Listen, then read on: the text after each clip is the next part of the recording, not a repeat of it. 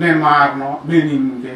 ఇప్పుడు ఇన్నిసార్లు ఎందుకు చెప్పానంటే ఒక మనిషి అంటుంది నేను ఇంతే, నేను మారను. నాకు అనిపించింది నేను మారను అంటే బాగా వేడి నూనె కాగేదాన్ని తీసుకెళ్ళి పెడితే ఎందుకు మారో అర్థమైందని అనిపించింది. కుటుంబ పరిస్థితి ఎటు వెళ్తుంది? క్షీణదశకి వెళ్తుందా? అభివృద్ధిలోనికి వస్తుందా? దేవుడు మనతో ఉన్నాడా? మనకు విరోధిగా ఉన్నాడా? భవిష్యత్తు ఏం జరగబోతుంది? భవిష్యత్తులో రాబోయే శిక్ష తప్పించాలని దేవుడు ఎన్నో వాక్యాలతో వాగ్దానాలతో బుజ్జగించి చిలక్కు నేర్పించినట్లు, ఎట్లా చిలక్కు నేర్పించినట్లు చెక్కలు మనకు అనుగుణంగా మారుతాయి, ఇనుము మనకు అనుగుణంగా మారిద్ది, రాయి మనకు అనుగుణంగా మారిద్ది. మనిషి హృదయం మాత్రం అనుగుణంగా మారదు. నేను మారను, నేను ఇంతే.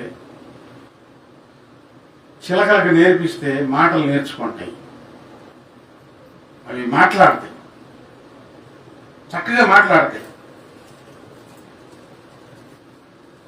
శిక్షకు లోబడ నల్లకున్నారు, రాతి కంటే తమ ముఖములను కఠినముగా చేసుకొని ఉన్నారు, మళ్ళుటకు సమ్మతింపరు.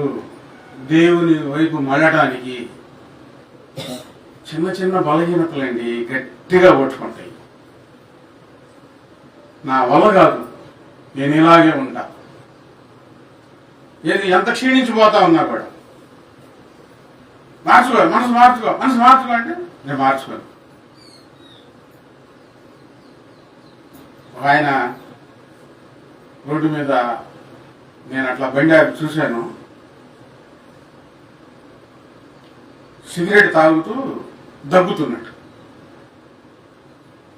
బాగా దగ్గుతున్నట్టు. నేను ఆయనకెళ్ళే చూస్తున్నా, కొంచెం నాకెళ్ళి చూస్తే ఎందుకు తాగమని అందామని తగ్గి తగ్గి తగ్గి తగ్గి మళ్ళీ తాగాడు, మళ్ళీ దగ్గుతున్నట్టు.